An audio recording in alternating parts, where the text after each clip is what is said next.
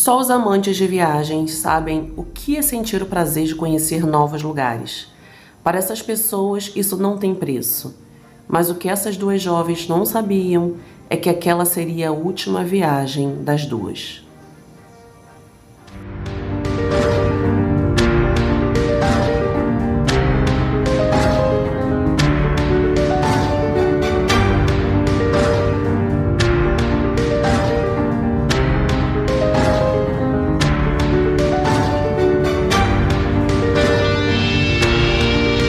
Cheguei, povo lindo e amado do canal Serial Crimes, mais uma sexta-feira aqui com vocês, e hoje eu trouxe a história de duas lindas moças, a Lisane e a Cris, que decidiram viajar ao Panamá em busca de novas aventuras, mas que encontraram um final indesejado. Quer saber o que aconteceu com essas jovens? Então fique até o final que eu conto tudo. Mas, claro, já deixa aqui o seu like e se inscreva no canal, porque assim podemos crescer com a sua ajuda. E vamos ao caso. Em 2014, Lisane From, que tinha 22 anos, e Cris Kremes, que tinha 21 anos, decidiram viajar de sua terra natal na Holanda para os trópicos do Panamá para serem voluntárias em uma escola local. Elas passariam 6 semanas por lá e estavam realmente muito animadas. Quando elas chegaram em 14 de março de 2014, elas souberam que elas estavam muito adiantadas para começar o trabalho na escola.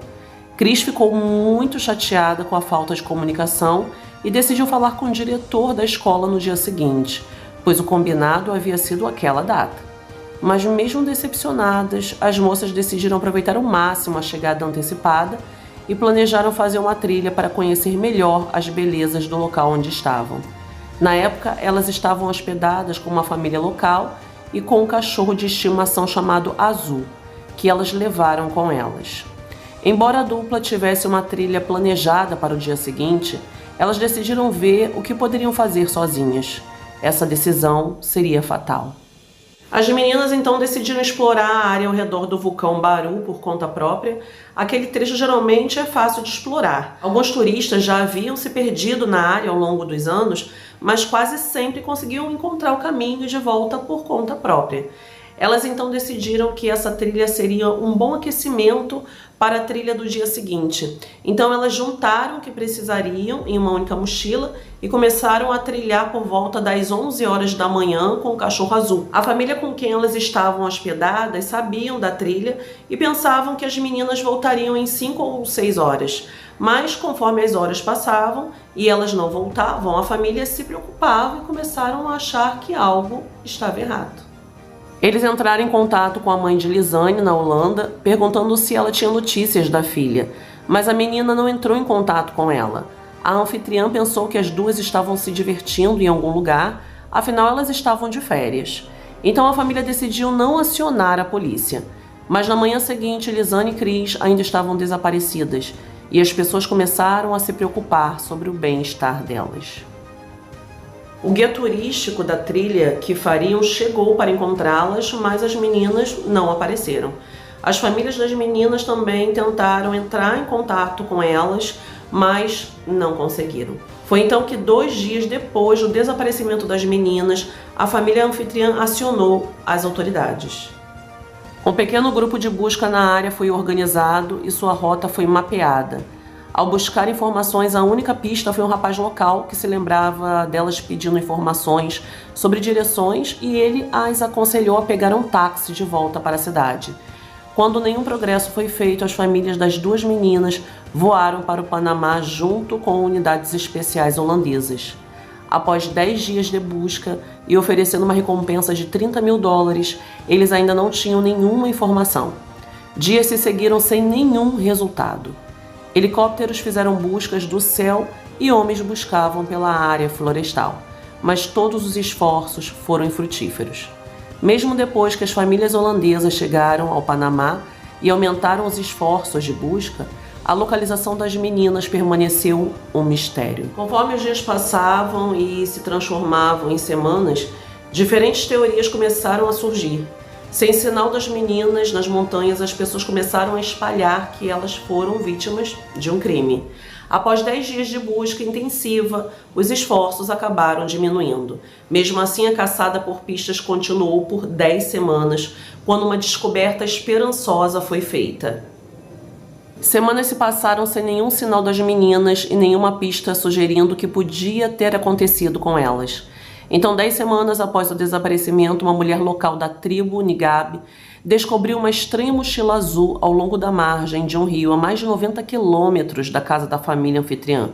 A mulher nativa entregou a mochila à polícia. Dentro, as autoridades descobriram um par de óculos de sol, dinheiro, 2 sutiãs, o passaporte de Elizane, uma garrafa de água, 2 celulares e uma câmera. Os celulares das meninas mostrariam informações valiosas sobre os momentos misteriosos do desaparecimento.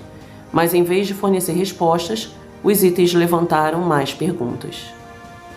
Quando a polícia examinou os celulares mais de perto, as peças do quebra-cabeça começaram a se encaixar. Os registros de chamadas mostraram que ambas as meninas ligaram para o número 112, o número de emergência da Holanda. Elas também discaram repetidamente para o 911, que é o número de emergência do Panamá. A primeira chamada de emergência foi feita algumas horas depois que elas saíram para a caminhada. Infelizmente, o sinal ruim na floresta impediu que qualquer uma dessas chamadas fosse completada. Houve apenas uma chamada que conseguiu se conectar, mas caiu 2 segundos depois. Por fim, o telefone de Cris travou depois que alguém tentou digitar um PIN errado várias vezes. Então, os telefones saíram completamente do ar. E a última vez que qualquer um dos telefones foi registrado como online foi em 11 de abril. Com base nesses registros, a polícia determinou que pelo menos uma das meninas conseguiu sobreviver por 5 dias após desaparecer. Também na mochila havia uma câmera onde as meninas haviam capturado mais de 100 fotos nela. As fotos começaram como fotos normais de turistas, cheias de sorrisos e poses, mas rapidamente se transformaram em fotos sinistras e bizarras. Havia uma foto do rosto preocupado de Cris na hora de fazer uma das chamadas de emergência. Assim como objetos aleatórios foram capturados nas fotos, como um pedaço de pau com plástico, canyons e uma ponte. Das muitas fotografias na câmera, pelo menos 90 foram tiradas depois de 8 de abril, começando a 1h da manhã. Em um ponto, uma série de fotografias com flash foram tiradas com intervalos de 2 minutos, nenhuma das quais parecia mostrar uma imagem específica. Especialistas estudaram as fotografias e apresentaram várias teorias sobre o que poderia ter acontecido. Alguns acreditam que as fotos claras foram tiradas com mãos firmes. Outros acreditam que o flash da câmera foi usado como fonte de luz ou para espantar algum animal selvagem. Especialistas mais dramáticos especulam que nem Cris nem Elizane tiraram as fotos e que as fotos foram capturadas por alguém que havia sequestrado as mulheres. A família das meninas solicitou especificamente que as fotos fossem mantidas longe dos olhos do público, pois as imagens expõem as meninas em um estado vulnerável. Mas, infelizmente, um programa de TV do Panamá vazou algumas das fotografias, dando às pessoas a oportunidade de adicionar suas próprias teorias especulativas. Uma imagem em particular parecia mostrar um ferimento na parte de trás da cabeça de Cris, possivelmente com sangue manchado em seu cabelo. A maioria das fotografias na câmera eram estranhas e confusas, levantando mais perguntas do que antes. Não está claro se a foto capturou a parte de trás ou da frente da cabeça de Cris, mas dava pistas que as meninas poderiam estar machucadas e por isso elas fizeram as chamadas de emergência iniciais. Ninguém sabe realmente por que Elizane escolheu tirar uma foto do cabelo de Cris, e os céticos sombrios acreditam que foi para capturar como ela morreu, mas as autoridades estavam prestes a fazer outra descoberta. A descoberta da mochila foi um grande avanço no caso e a busca foi retomada, dessa vez na área onde a mochila foi encontrada. A maior parte da busca foi conduzida ao longo do rio Serpente, perto da vila de Alto Romero. O destino estava mais longe da trilha inicial e as pessoas suspeitavam que as turistas se perderam ou mudaram de curso. Ao procurar na nova área, cerca de meia milha do local da mochila, a polícia encontrou algo realmente bizarro. Ao longo da beira da água, as roupas de Chris foram encontradas cuidadosamente dobradas e colocadas em cima de uma pedra. Perto dali, as autoridades fizeram outra descoberta de partir o coração. Eles viram uma bota próxima com o pé humano ainda dentro. A trágica descoberta levou rapidamente ao restante dos restos mortais humanos, e os investigadores descobriram até 33 fragmentos de esqueletos com pedaços de pele. Testes de DNA provaram que os restos mortais pertenciam a Chris Kremer e Lizanne Fromme. Os investigadores agora tinham a tarefa assustadora de determinar a causa da morte das duas. Não havia nenhuma indicação de como as meninas morreram. A única evidência de ferimentos foram os ossos do pé quebrados. No entanto, é improvável que um pé quebrado tenha levado à morte. Depois de olhar mais de perto os ossos, foi determinado que não havia danos óbvios, além do pé quebrado. No entanto, era preocupante que alguns dos ossos de Chris estavam limpos, sem qualquer carne presa a eles, enquanto os ossos de Lizanne ainda tinham carne presa.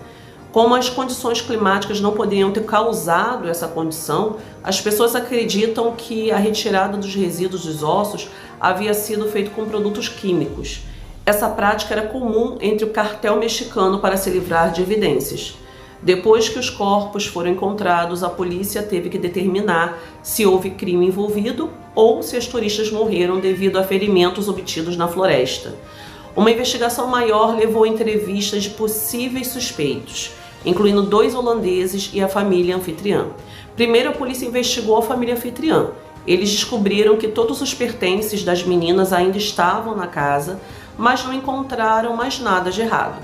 A polícia então percebeu que Chris e Lizanne tinham se encontrado com 2 rapazes antes do desaparecimento. A dupla tinha tomado um brunch com os 2 holandeses em seu último dia antes de desaparecerem, mas nada nunca veio dessas pistas. O caso se arrastou por quase um ano enquanto os investigadores estudavam as evidências e as várias descobertas.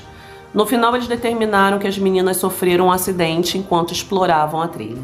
Elas então se perderam e morreram perto do rio.